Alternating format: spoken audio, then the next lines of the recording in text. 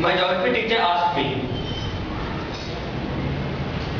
which is the second highest mountain peak in the world? The teacher asked the whole class, but the teacher knew that only I knew the answer. And I also knew that only I knew the answer to the whole class. I'm sitting in my seat,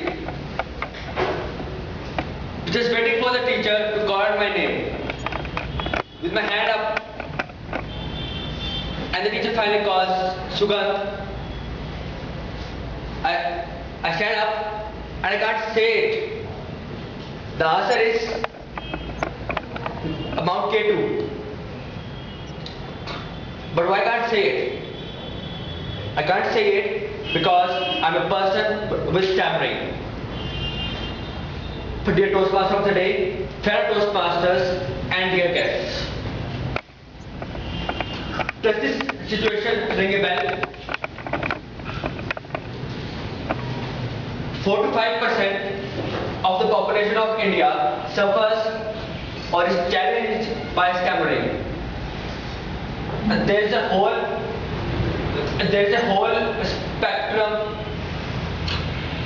of people who have a very mild stammering, which is very unnoticeable, to a spectrum where it's very, very noticeable. So let's see what stammering is. Our brain has various parts. There's a part which controls our emotions. This is a big fat guy sitting in our brain. Then there's a small part on our side which controls our breathing, our articulation. Now because these guys are sitting right beside each other, they influence each other. And the way they influence each other will be taught to you by Baba Ramdev when he gives his speech. And this forms the basis of all the pranayams and the breathing yogas. The controlling emotions with breathing and breathing with emotions. Now, for a stammerer, it was in the same way. What's the strongest emotion of all?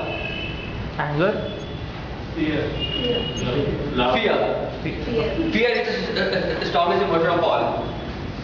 Now this fat guy is like super charged up with fear and he starts poking this tiny little guy. And that's when the whole articulation goes a little bit down. So that's what's stammering. Now how a person who is actually talking to someone who is stammering, how should they react? The one thing they should not do is to rebuff them. What they should do is listen to them calmly, with a smile on their face, like ma'am here. And they should try to calm the person down. The best way to calm down another person is to speak with them politely and slowly. So as an audience, I would like you to give me a smile. And that surely boosts up my confidence. But now comes to the second part, what a stammerer can do. There are techniques, breathing exercises, yoga exercises, all available. I really don't want to go into that right now. But the thing is, around the world, there are less speech therapists, qualified professional speech therapists, and more quacks. These quacks have only one aim to generate money at the end, and they'll tell you anything you want to hear.